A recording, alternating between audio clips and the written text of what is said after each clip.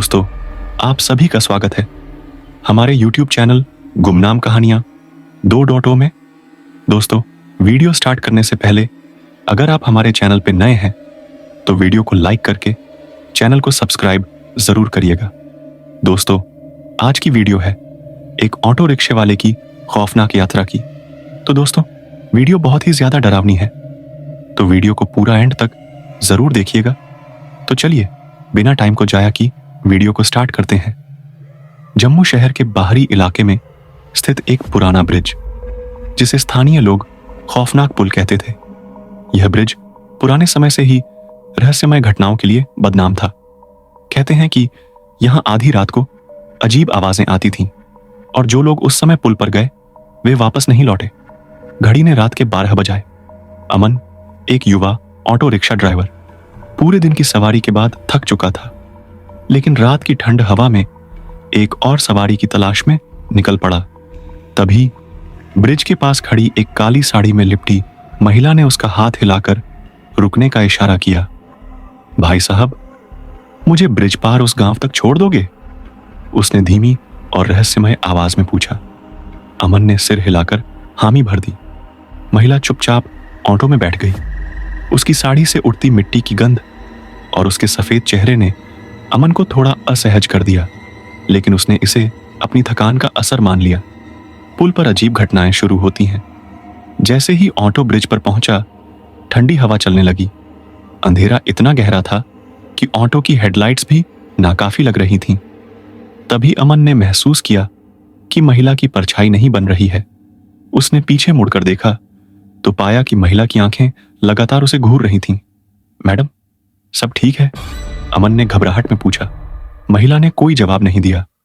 उसके चेहरे पर एक खौफनाक मुस्कान थी। अमन का दिल तेजी से धड़कने लगा। अचानक ऑटो के इंजन ने काम करना बंद कर दिया। ऑटो बीच पुल पर रुक गया।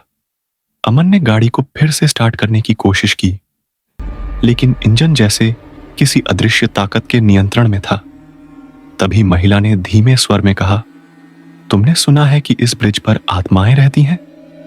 अमन की रीढ़ में सिहरन दौड़ गई। उसने कांपते हुए कहा, कौन सी आत्माएं?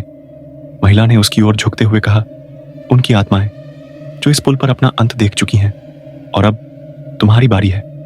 महिला का चेहरा अचानक भयानक रूप में बदल गया। उसकी आंखें लाल हो गईं और उसकी आवाज गूंजने लगी, तुमने इस पुल पर मुझे रोका, अब मैं तुम्हें छोड़ूंगी नहीं। अमन ने ऑटो छोड़कर भागने की कोशिश की, लेकिन उसके पैर जैसे जमीन में धंस गए। महिला हवा में उठकर उसकी ओर बढ़ने लगी। अचानक ब्रिज के दूसरे छोर से आती रोशनी ने माहौल को बदल दिया। एक साधु अपनी माला फेरते हुए वहां से गुजर रहा था। उसने मंत्र पढ़ते हुए महिला की ओर एक राख छिड़की। महिला एक चिल्लाहट के साथ गायब हो गई। साधु ने अमन को चेतावनी दी, यह पुल शापित है, रात के समय यहां कोई नहीं आता, अगली बार से सावधान रहना। अमन ने कांपते हुए साधु का धन्यवाद किया और ऑटो लेकर वहां से भागा। उस रात के बाद अमन ने कभी भी खौफनाक ब्रिज पर सवारी नहीं ली, लेकिन कहते हैं कि वह काली सवारी अब भी ब्रिज पर इंतजार करती है, किसी और ड्राइवर को फंसाने के लिए। अगली बार जब आप जम्मू के खौफनाक ब्रिज पर जाएं तो सतर्क रहें, कौन जाने वह सवारी आपको भी रोक ले। अमन उस रात के अनुभव को भूल नहीं पाया। हर बार जब वह अपना ऑटो लेकर शहर में निकलता तो खौफनाक ब्रिज की यादें उसकी सांसें तेज कर देतीं। उसने अपने दोस्तों और परिवार को यह बात बताई, लेकिन सबने इसे उसकी थकान का या किसी बुरे सपने का नतीजा माना। कुछ महीनों बाद अमन ने सोचा कि शायद वह वाकई उस दिन भ्रम में था, लेकिन फिर भी उसने तय किया कि वह उस ब्रिज पर रात के समय कभी नहीं जाएगा। एक दिन शाम के करीब 7 बज रहे थे। अमन अपने ऑटो में शहर के मुख्य बाजार में था। तभी एक लड़का दौड़ता हुआ उसके पास आया। वह घबराया हुआ था और बोला, भाई साहब, मुझे जल्दी से ब्रिज के उस पार वाले गांव जाना है, मेरी मां बहुत बीमार है। अमन ने पहले तो मना कर दिया, लेकिन लड़के की हालत देखकर उसका दिल पसीज गया। उसने सोचा कि अभी तो अंधेरा ठीक से नहीं हुआ है, जल्दी पहुंचकर वह वापस आ जाएगा। ब्रिज पर पहुंचते ही हवा में वही ठंडक महसूस हुई जो उसने उस रात महसूस की थी। आसमान में अचानक बादल छा गए और चारों ओर अजीब सी चुप्पी फैल गई। लड़का पीछे बैठा हुआ था, लेकिन उसकी आंखें सीधे सामने देख रही थीं, जैसे उसे किसी चीज का डर हो। अमन ने घबराकर लड़के से पूछा, तुम ठीक हो? यह जगह मुझे ठीक नहीं लग रही। लड़के ने कांपती आवाज में कहा, भाई साहब, मैंने सुना है इस ब्रिज पर आत्माओं का साया है। मेरी माँ ने हमेशा मना किया था कि कभी रात को यहां मत आना। अमन का दिल तेजी से धड़कने लगा। उसने सोचा, यह लड़का भी वही बातें कर रहा है जो मैंने खुद महसूस की थी। क्या फिर से कुछ गलत होने वाला है? जैसे ही ऑटो ब्रिज के बीच में पहुंचा, ऑटो का इंजन फिर से बंद हो गया। अमन ने गुस्से और डर के मिश्रण में कहा, क्या फिर वही हो रहा है? लड़का चिल्लाने लगा, वह देखो, वह वहां खड़ी है। अमन ने देखा, ब्रिज के कोने पर वही काली साड़ी वाली औरत खड़ी थी। इस बार उसका चेहरा और भी डरावना था। उसकी लाल आंखें और खून से सने हाथ उसे भयानक बना रहे थे। तुम दोनों अब नहीं बचोगे, वह चिल्लाई। उसकी आवाज चारों ओर गूंजने लगी।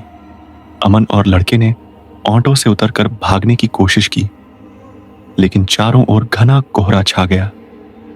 उनकी नजरें कुछ भी देख पाने में असमर्थ थीं। तभी महिला हवा में उड़ते हुए उनके करीब आई और उनके चारों ओर एक अजीब घेरा बनाने लगी। लड़का डरते हुए बोला, मां ने कहा था कि हनुमान चालीसा हमेशा साथ रखना, शायद इससे मदद मिले। उसने अपनी जेब से एक छोटा सा कागज निकाला जिस पर हनुमान चालीसा लिखा था। लड़के ने कांपते हुए हनुमान चालीसा पढ़ना शुरू किया।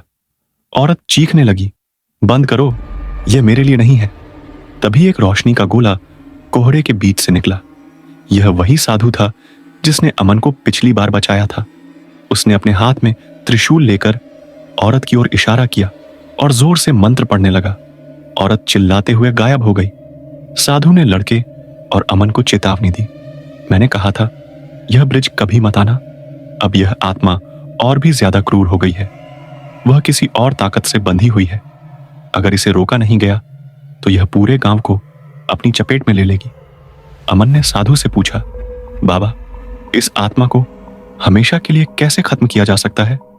साधु ने गंभीरता से कहा, तुम्हें इस ब्रिज के पीछे छिपे इतिहास को खोजना होगा। क्यों यह आत्मा यहां फंसी हुई है और कौन इसे मुक्त कर सकता है? लेकिन यह आसान नहीं होगा, इसमें जान का खतरा है। अमन और लड़के ने एक दूसरे को देखा और कहा, हम इसे खत्म करेंगे ताकि कोई और इस खौफ का शिकार न बने। अमन और लड़के ने साधु बाबा की बात सुनने के बाद यह तय किया कि वे पुल और उस आत्मा के पीछे छिपे रहस्य को सुलझाएंगे। लड़के ने अपना नाम रघु बताया और कहा कि उसकी मां गांव के बड़े बुजुर्गों में से एक है। वह पुल से जुड़ी कुछ बातें जानती हैं। रघु और अमन साधु बाबा के साथ रघु के गांव पहुंचे। रघु की मां, जिसे सब दादी कहते थे, उनके इंतजार में बैठी थी। उनकी आंखों में डर और चिंता झलक रही थी। उन्होंने अमन को देखते ही कहा, तुमने उस आत्मा को देख लिया है, अब वह तुम्हारा पीछा नहीं छोड़ेगी। अमन ने पूछा, दादी, यह आत्मा कौन है और यह ब्रिज इतना खौफनाक क्यों है? दादी ने लंबी सांस लेते हुए कहा, यह कहानी बहुत पुरानी है।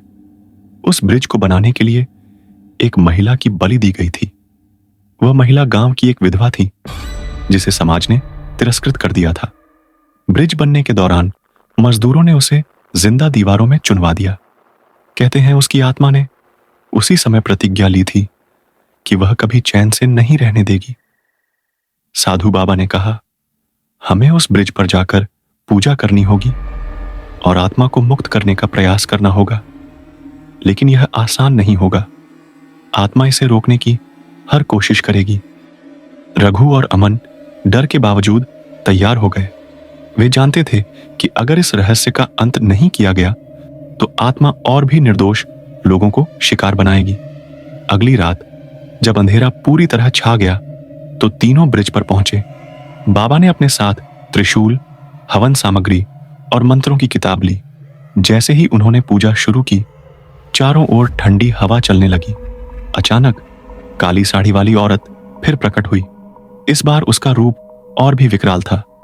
उसकी हड्डियां झलक रही थीं और उसकी आंखों से खून जैसा बह रहा था। उसने चीख कर कहा, यह मेरा स्थान है, कोई मुझे यहां से नहीं हटा सकता। तुम सब मरने के लिए तैयार हो जाओ। औरत ने अपनी भूतिया शक्तियों से हमला करना शुरू कर दिया। कोहरे के बीच में अजीब आकृतियां दिखने लगीं और ब्रिज हिलने लगा। अमन और रघु डर से कांप रहे थे, लेकिन साधु बाबा अपने मंत्रों का जाप तेज करते जा रहे थे। तभी बाबा ने अमन से कहा, ब्रिज के कोने में उस दीवार को देखो, वहां महिला की आत्मा को बांधा गया है। उस दीवार को तोड़ना होगा। अमन ने अपनी पूरी हिम्मत जुटाई और दीवार के पास पहुंचा। जैसे ही उसने दीवार को तोड़ने की कोशिश की, आत्मा ने उसे रोकने के लिए धक्का दिया, लेकिन रघु ने जल्दी से हनुमान चालीसा का पाठ शुरू कर दिया। इससे आत्मा कमजोर पड़ने लगी। अमन ने दीवार को तोड़ दिया। अंदर से एक कंकाल निकला जो उस महिला का था। साधु बाबा ने उस कंकाल पर गंगाजल छिड़का और मंत्र पढ़े। आत्मा जोर से चिल्लाई, मुझे इंसाफ चाहिए था, अब मुझे मुक्ति मिली। उसके साथ ही आत्मा एक रोशनी में बदल गई और आसमान में विलीन हो गई। ब्रिज पर फैला सन्नाटा धीरे धीरे खत्म हो गया। अमन, रघु और साधु बाबा ने चैन की सांस ली। अब ब्रिज सुरक्षित था। अमन ने वादा किया कि वह इस ब्रिज की कहानी लोगों को बताएगा ताकि कोई फिर से ऐसी क्रूरता न करे। कुछ दिनों बाद अमन को सपने में वही महिला दिखी।